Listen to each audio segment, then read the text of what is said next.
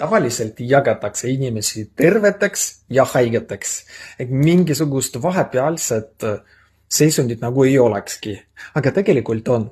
Ja nii nagu te teate, ma enam keskendun insuliiniresistentsusele ja ainevahetuslikele probleemidele. Nii et ma oma raamatus leidsin väga huvitava info selle kohta ja tahtsin teiega jagada. Nii et ma tegelikult jagan kõiki inimesi kolmeks grupiks. Esimese grupi juurde kuuluvad inimesed, kes on ainevahetuslikus mõistes absoluutselt terved, kus eeldiabeet puudub ning veresuhkru ja insuliini tase on normaalne. Selliseid inimesi on tänapäeval väga vähe. Reeglina on nad usinad sportlased, hästi arenenud muskulatuuri ja tasakaalustatud elustiiliga.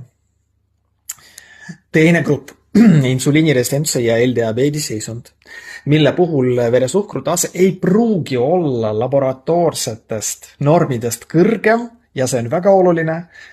Kui te lähete oma arsti juurde ja saate vastus, et glukoos on korras, kuigi te olete võib-olla ülekaaluline või teil on menstruaaltsükli häired või PCOS või ärevus või kõrge kolesterol, kusihape, maksarasvastumine, siis ilmselt pole see järeldus õige.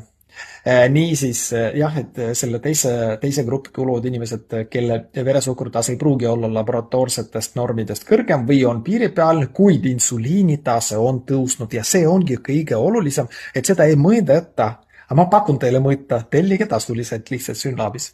Teist tüüpi diabeeti nende näitajate juures veel diagnoosida ei saa. Selliseid inimesi on meie ümber suurem osa. Ka mina kuulun siia nende hulka kahjuks.